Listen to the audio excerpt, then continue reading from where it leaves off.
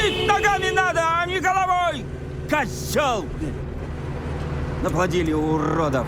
Сначала машину купят, потом права, а то, что ездить надо уметь. Кретины. И они только деньги берут. Тоже покупают, наверное. Страна козлов и баранов. Голосуешь за худого. Глядь, через год сидит кабан в телевизоре, рожа, что жопа еще. Меня учит, как жить гад. Где на Таганке? Вот за тем домом направо. За тем домом. Это театр на Таганке за тем домом. В нашем поколении дебилов меньше было. Что ты ерзаешь, корова? Ты зеленый от красного отличаешь. Зеленый иди, красный стой. Что ж такое? Были же люди, как люди, и вдруг все сразу стали кретины. Парадокс.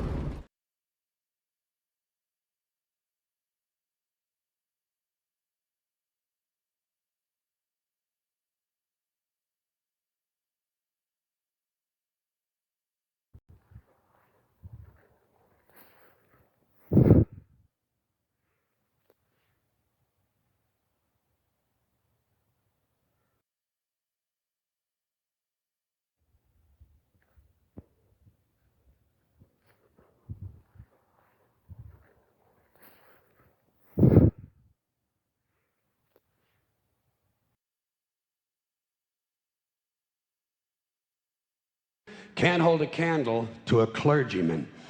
Because I got to tell you the truth, folks. I got to tell you the truth. When it comes to bullshit, big time, major league bullshit, you have to stand in awe. In awe of the all-time champion of false promises and exaggerated claims, religion. No contest. No contest. Religion easily has the greatest bullshit story ever told. Think about it. Religion has actually convinced people that there's an invisible man living in the sky who watches everything you do every minute of every day. And the invisible man has a special list of 10 things he does not want you to do. And if you do any of these 10 things, he has a special place full of fire and smoke and burning and torture and anguish, where he will send you to live and suffer and burn and choke and scream and cry forever and ever till the end of time. But he loves you.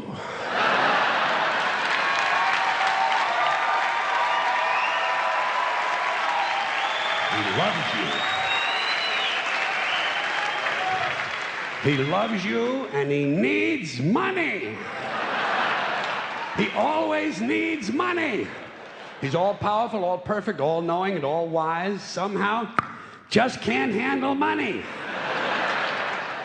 Religion takes in billions of dollars. They pay no taxes, and they always need a little more. Now, you talk about a good bullshit story. Holy shit.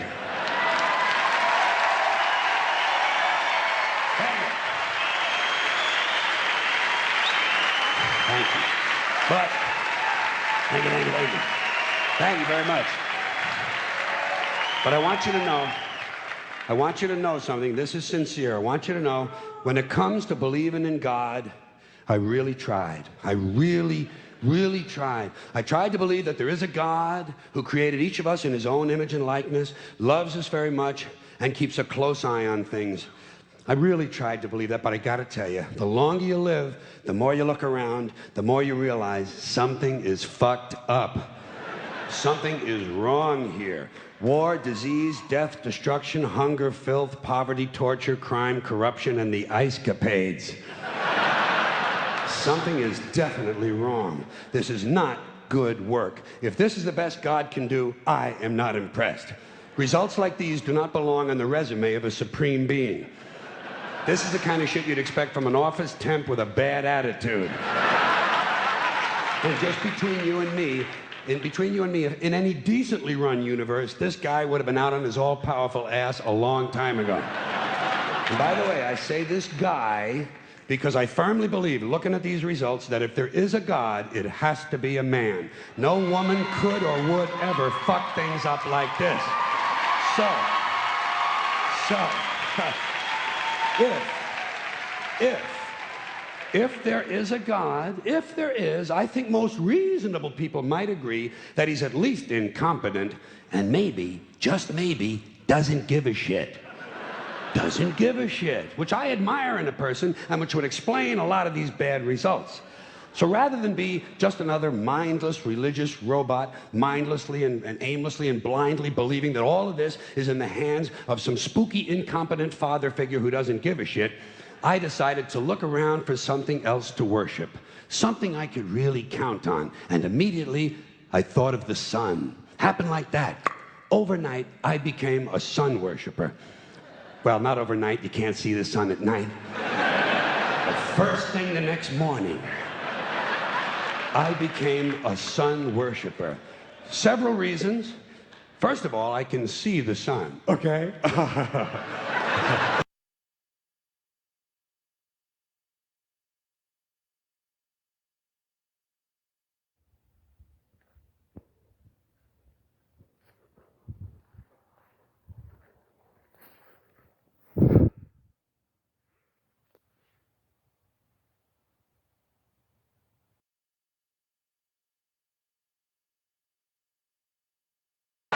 Yeah.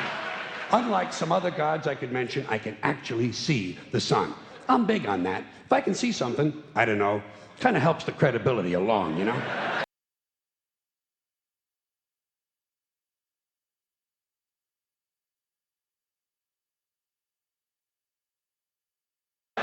So every day I can see the sun as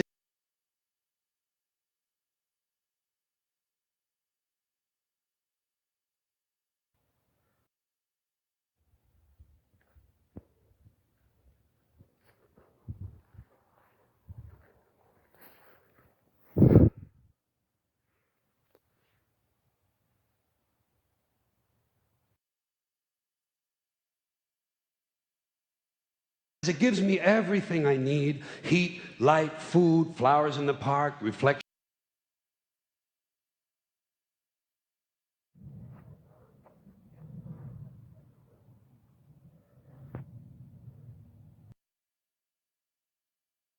On the lake, an occasional skin cancer, but hey, at least there are no crucifixions, and we're not setting people on fire simply because they don't agree with us. Sun worship is fairly simple. There's no mystery, no miracles, no pageantry, no one asks for money, there are no songs to learn, and we don't have a special building where we all gather once a week to compare clothing. And the best thing about the sun, it never tells me I'm unworthy. Doesn't tell me I'm a bad person who needs to be saved. Hadn't said an unkind word. Treats me fine. So I worship the sun. But I don't pray to the sun. Know why? I wouldn't presume on our friendship. It's not polite. I've often thought people treat God rather rudely, don't you? Asking trillions and trillions of prayers every day, asking and pleading and begging for favors. Do this, give me that, I need a new car, I want a better job. And most of this praying takes place on Sunday, his day off. It's not nice, and it's no way to treat a friend.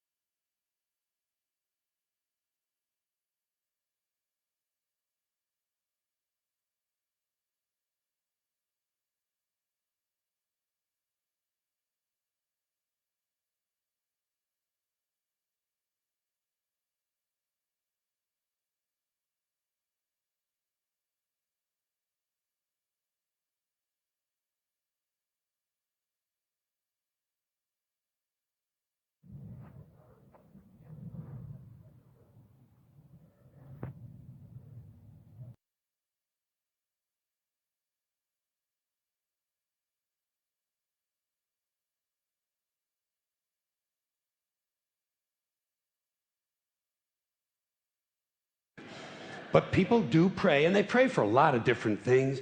You know, your sister needs an operation on her crotch. Your brother was arrested for defecating in a mall.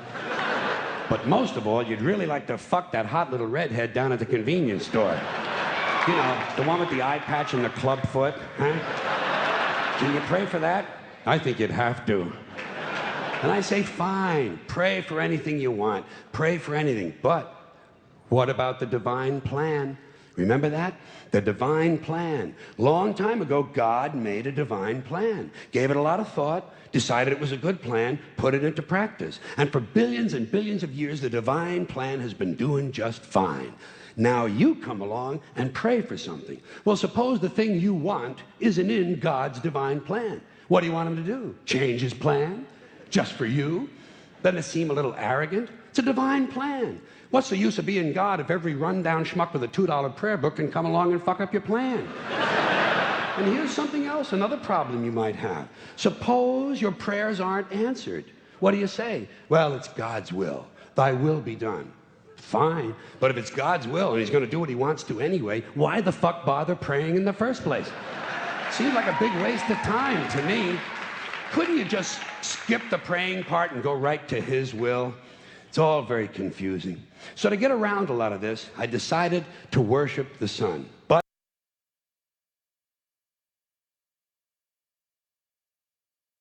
as I said, I don't pray to the sun. You know who I pray to?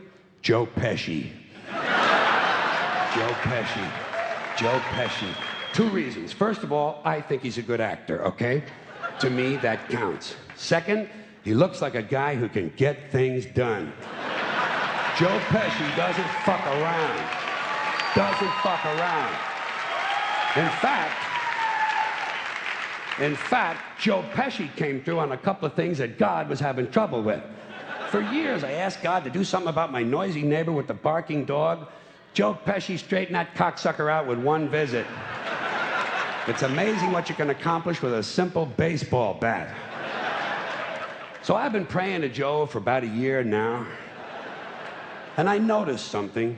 I noticed that all the prayers I used to offer to God and all the prayers I now offer to Joe Pesci are being answered at about the same 50% rate. Half the time I get what I want, half the time I don't. Same as God, 50-50. Same as the four-leaf clover and the horseshoe, the wishing well and the rabbit's foot. Same as the mojo man. Same as the voodoo lady who tells you your fortune by squeezing the goat's testicles. It's all the same, 50-50. So just pick your superstition, sit back, make a wish, and enjoy yourself. And for those of you who look to the Bible for moral lessons and literary qualities, I might suggest a couple of other stories for you. You might want to look at The Three Little Pigs. That's a good one. Has a nice, happy ending. I'm sure you'll like that. Then there's Little Red Riding Hood, although it does have that X-rated part where the big bad wolf actually eats the grandmother, which I didn't care for, by the way. And finally, I've often always drawn a great deal of moral comfort from Humpty Dumpty. The part I like the best, all the king's horses and all the king's men couldn't put Humpty Dumpty back together again. That's because there is no Humpty Dumpty and there is no God. None, not one, no God, never was. In fact, I'm gonna put it this way. If there is a God, may he strike this audience dead. See, nothing happened. Nothing happened. Everybody's okay. All right? Tell you what. I'll raise the stakes. I'll raise the stakes a little bit. If there is a God, may he strike me dead.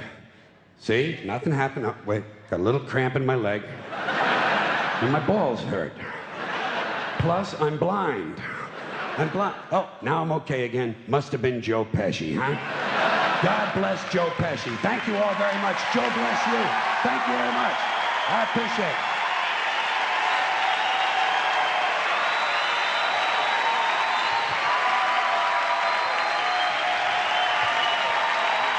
Bye-bye. Have fun. Good. Thank you very much.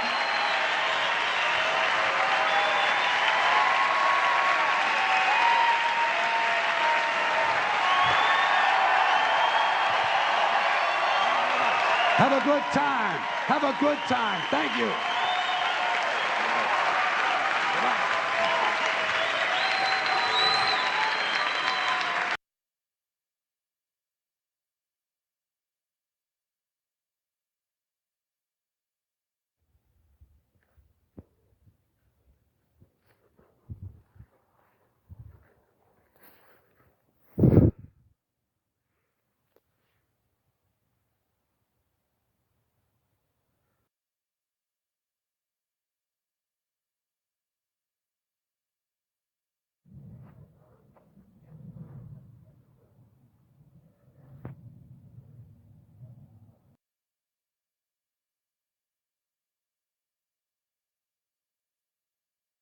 в Америке обычным водителем-дальнобойщиком, ну или, как у нас говорят, трак-драйвер.